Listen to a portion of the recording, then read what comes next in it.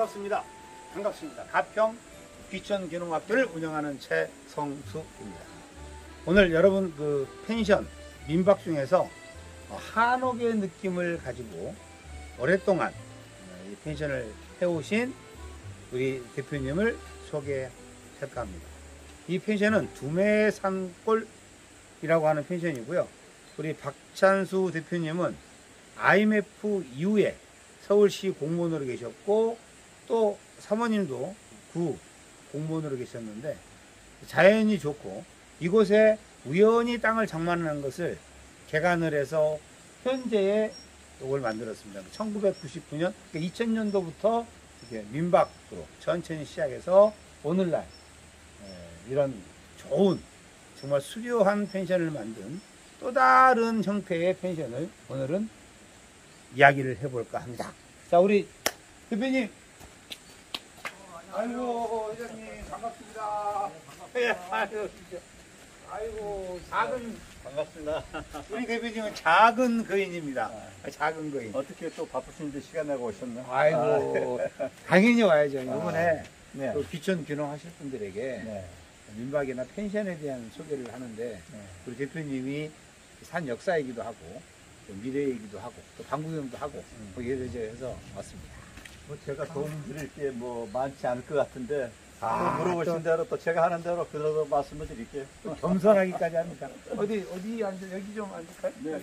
대표님, 내가 여기 늘 올 때마다 느끼는데 여기 딱 들어서는 순간에 뭐라고 고향, 진짜 고향 품 안? 아니면 어머님 품 안? 뭐 형용할 수 없는 그 편안함이 느끼는데 이게 지리학적으로 좋은 건지 아니면 이 한옥과 어울리는 이 정원 때문에 그런 건지는 모르겠는데요.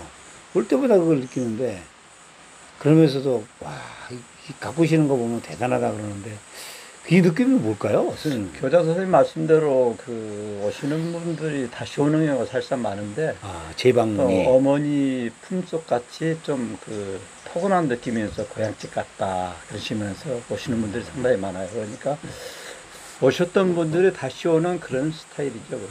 그러니까 저만 느끼는 게 아니네. 아, 정말 그렇습니다. 올 때마다 느끼는데, 그리고 또 하나는, 야, 이게 민박이나 펜션을 하면서 이렇게 정성을 가지고 하면, 진짜 저는 안 되는 일이 없겠다라고 생각할 정도로, 참 보면은 꽃잎 하나하나, 뭐 정원 하나하나, 뭐 이런 것들 엄청나게 잘하고 계시는데, 근데 제가 아까 잠깐 설명했지만 혹시 우리 대표님 여기에 언제부터 자리 잡아서 지금 어떻게 이렇게 가꾸게 됐는지 정말 궁금한데 한 말씀 부탁드립니다. 이제 93년도에 제가 땅을 샀는데 사놓고 6개월 만에 아침고요 수목원이 들어왔어요. 아, 이게 아침고요 수목원이 그때 네, 들어왔어요? 그러니까 땅을 사는 다음에 아침고요 수목원이 들어가 보니까 또 시골 땅이지만 또 사업성 또 검토를 해봐야 되고 그렇죠. 활용 방법을 어떻게 해야지 좀 득이 될 수 있을까, 노후도 편할까 하다 보니까,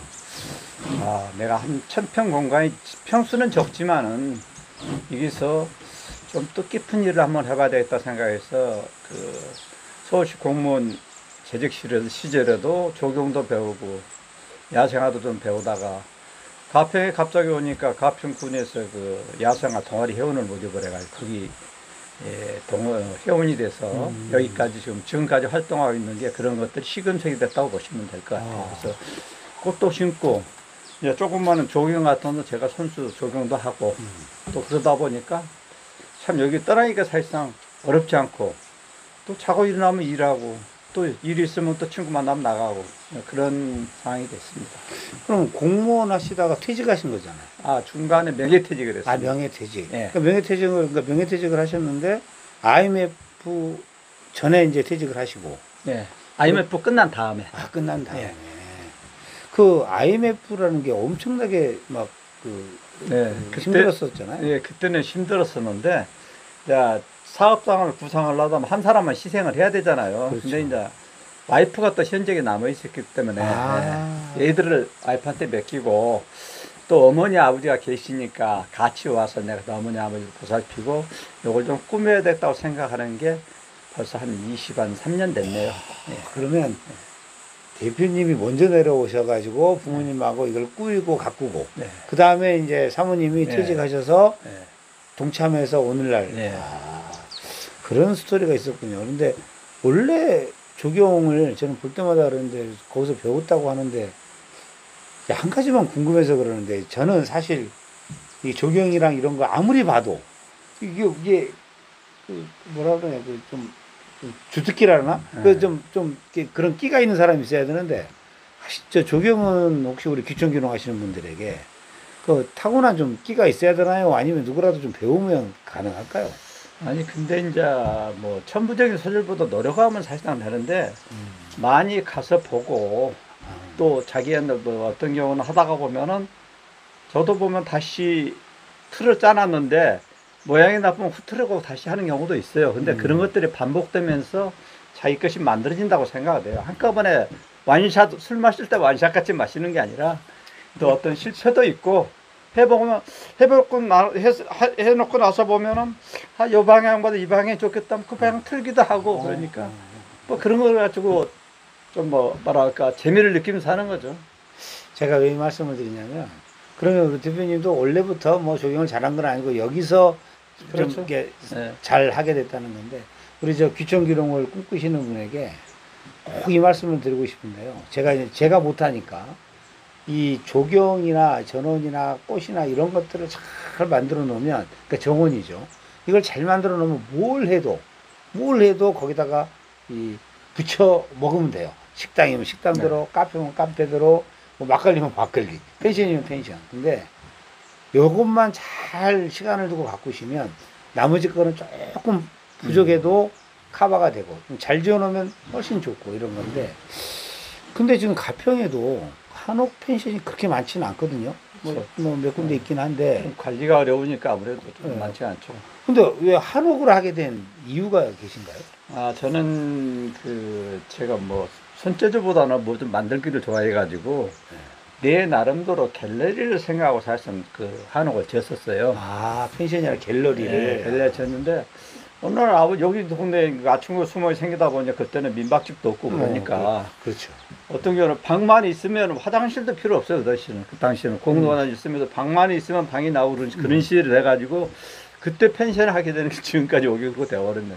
그래서 지금은 이제 좀 다른 그림을 그려가지고 좀 뭐랄까 문화 수준도 사실 높아졌고 삶의 질이라고 모든 게 또 높아졌기 때문에 그게 맞춰서 동참하지 않으면 좀 힘들지 않을까 그런 생각이 들어요. 또 코로나도 지금 코로나가 갖다 주는 게 어떤 경우는 이제 뭐 대면에서 비대면으로 가면서 어떤 경우는 뭐 회사 출근해서 하는 게 어떤 경우 재택근무로 가고 그런 것들이 이제 변화에 따르지 않으면 안 되기 때문에 이것도 하나의 축이라고 부른다고 보면 될 겁니다. 예.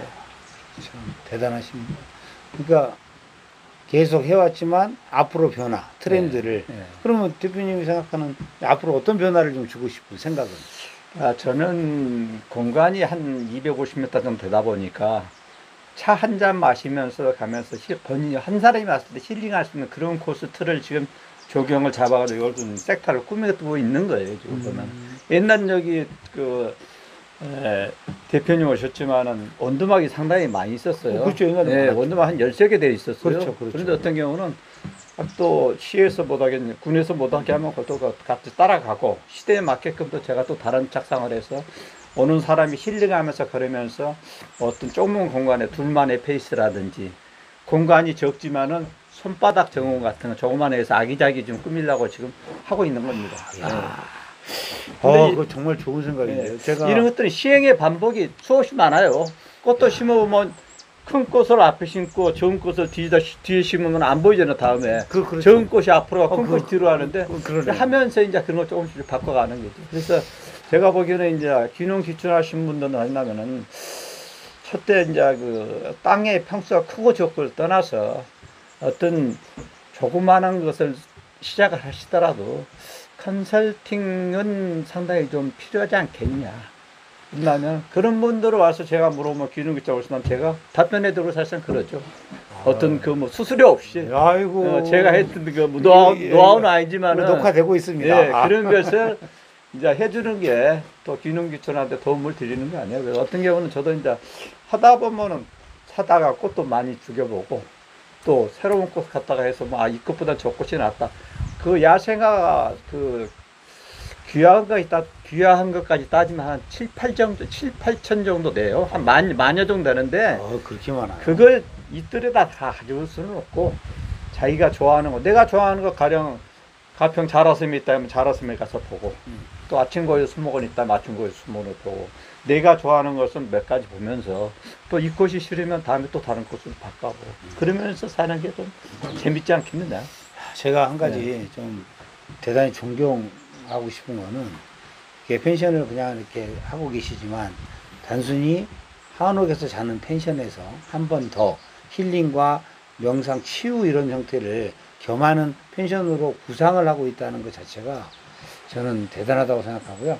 오늘 선생님 저기 한번 방 구경 하면서 방금 설명하고 나머지 차 한잔 마시도록 하겠습니다. 아유, 한번 가시죠. 이게 좀 특이하거든요. 보통 보면 이제 싱글로 한다든가 아니면 기와로 하는데 이건 보니까 나무를 해서 정자가 만들어서 그런지 굉장히 운치가 있는데 이거 직접 하신 것 같은데 어떻게 만드셨어요? 네, 손수 지은 정자인데요. 지금 보면은 그 위에 있는 너와는 그 아카시아 나무입니다. 아카시아.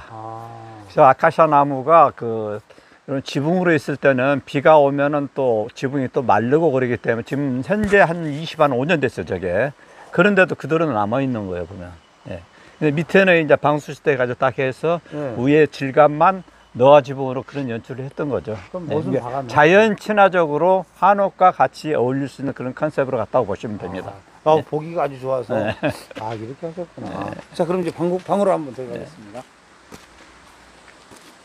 자, 요 방은 계곡하고 연결돼 가지고 한 10m도 안 되니까. 그렇죠. 어떤 옛날에는 보면은 자고 놀고 뭐 물에 들어가는 자리가 좀 멀리 떨어졌었는데 요즘은 모든 게 방 안에 있다 보니까 요즘은 좀 가차분 거리가 있다고 보시면 됩니다. 그래서 자고 놀고 물에 들어가고가 한 10m 안에, 방 안에도 보면은 이제 탁자가 있지만 밖에도 나와서 쓸 수 있는 야외 테이블이 있고, 또 나가면 밖에서 또 개울가 옆에 또 테이블이 있고 그럽니다. 예. 한번 들어가서 보세요.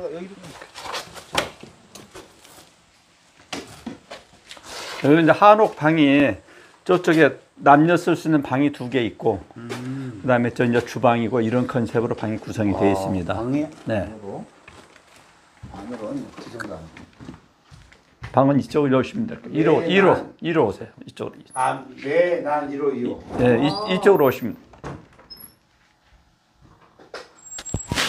아주 막 한옥 냄새, 이쪽으로 나무 오세요. 냄새가 아주 진동합니다. 저 끝에 불 켜시면 돼요. 제일 끝에. 네. 네. 야, 이게 싹가래까지. 이게 지은 지가 한 30년 됐어요. 30년이요? 예. 그런데도 이 황토 냄새와 나무 냄새가 아주. 또 이런 방이 또 하나 있네요. 이 방은 보통 한 비수기 4명에서 한 6명 정도 쓰시는 거예요. 요즘. 네. 그 비수기에는 이게 주중에는 얼마 정도? 비수기에는 한 15만 원, 주중에 한 30만 원 하는데 이제 주말 아직도 금요일, 토요일 날 이용하신 분들이 많고, 주 5일 근무제다면 금토일에는 한 20만 원 하나요? 토요일은 한 30만 원 가고. 지금도? 예. 토요일만. 일요일 날은 반 가격. 그러니까 주중에는 반 가격. 성수기 때는? 성수기 때는 한 2, 3만 원 더 받아요. 비슷하다고. 좋네. 참 들어오기가 더 좋네. 이게 조금 큰 방이죠, 이제는. 네. 이 자리는 그 테이블 위에 바로 옆에 의자가 나와 있는데 한 12명 정도 오셔가지고 간단히 워크숍을 하시면서 즐길 수 있는 그런 공간으로 되어 있습니다. 이 계곡은 지금 길이가 한 250m 되는데 안반으로 형성되어 있는 계곡입니다. 그래서 집 앞에 거리에는 한 10m만 나오시면은 계곡을 접할 수 있는 그런 계곡으로 형성이 되어 있다고 보시면 되겠습니다. 지금 낙엽들이 많이 떨어진다. 가을 분위기가 좀 나네요. 단풍도 조금씩 물들어가고요. 지금 비가 많이 와도 피해가 없는 이유는 이 자체 집안이 안반으로 형성되어 있기 때문에 아무리 비가 와도 비 피해가 사실상 없습니다. 물이 내리막길이기 때문에. 그리고 계곡의 끝집이면서 마지막치. 그리고 아침고요 수목으로 딱 붙어 있습니다, 지금. 네.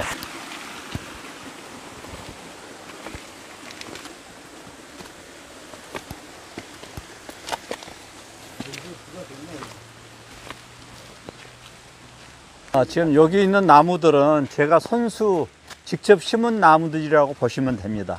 예.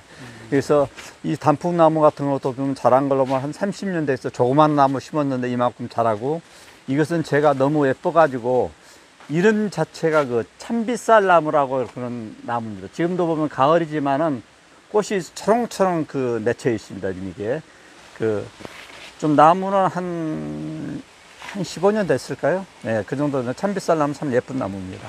예. 이제 단풍나무 지금 이제 물들기 시작하고, 이 옆에 있는 구절처 같은 동상 같은 것은 제가 직접 만들었었는데, 지금 가을이니까 주로 주종을 이루는 꽃이 구절처라고 보시면 되겠네요. 지금 여기는 바베큐 통은 바베큐입니까? 아니면 이게 바베큐 통입니다. 바베큐. 만드신 거예요? 예. 여기는 지금 이 통은 원래는 밥솥입니다. 밥솥. 그러니까. 밥솥 용도로 했던 것을 제가 밑으로 구멍을 뚫어 가지고 뚜껑을 바꿔서 이걸 바베큐 통으로 활용을 하고 있습니다. 예. 아이디어가 아주 뭐. 이런 나무는 직접 제가 이제 짠 거고. 예. 뭐 여기서 배우신 거죠? 원래 목공을 하신 건 아니고. 네. 이제 이 느티나무가 제가 작년에 제가 한 5그루를 뱄었는데, 이제 나무를 심을 때 어떤 모습이냐면, 필요해서 심으면서도 앞으로 20-30년을 내다보고 나무를 심은 사람이 하나도 없어요. 이유는 뭐냐면은 너무 나무가 자라서 이 나무들이 한옥을 가리는 거예요. 그래서 30년 됐으면은 이 나무가 이 안에 5그루가 있다고 보면 한옥을 다 덮고 있네요. 그래서 나무를 5그루를 비워내고 이 한 그루만 지금 남겨놨는데, 이것도 또 몇 년 자라면 엄청나게 커지겠죠. 이런 나무가 이 한옥 안에 5그루가 있었으면 얼마나 답답했겠어요. 그래서 처음에 나무를 심을 때 그런 걸 구상하고 심어야 되는데, 그런 구상하고 심기가 사실상 어렵기 때문에 중간에 이런 식의 반복이 되면은 또 필요한 좋은 나무를 베게 되고, 또 어떤 경우는 이런 것들이 많은 비용도 발생을 하게 됩니다. 이게 작은 방인가요? 이 방은 이제 가족 단위 쓸 수 있는 방인데, 어떤 경우는 이제 보면 가족들 오다 보면은 애들 따로, 부부 따로 해서 규모는 조금 적지만은, 그래서 방 2개, 거실 하나 있으면서 가족들이 편하게끔 쓰게끔 만들어져 있고, 저쪽에 있는 집 공예 작품은 저희 선친께서 손수 만드신 사실상 작품입니다. 네. 아버님이야. 네, 아버님이 저런 걸 자주 잘 만드셨어요. 네. 아버님 닮으셨네. 그러니까 아버님 재주를 닮으셨다. 그러니까 아유 색동.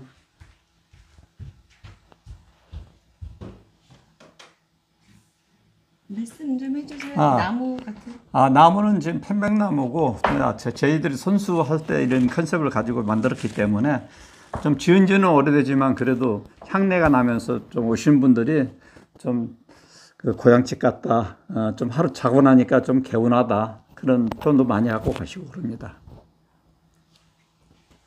요 지금 요 노안은 어떤 작가분이 저희 집에서 주무시고 이 컨셉이 맞겠다고 해서 저한테 선물 하나 주신 겁니다. 이게 그분은 지금 돌아가셨는데, 이거 와서 하룻밤 주무시더만 이 집에 이 사진을 하나 붙여주면 너무 좋겠다 그러시면서 이 손수 주고 가시는 겁니다. 선물 받으신. 네, 그래서 남다른 선물이라고 생각을 합니다.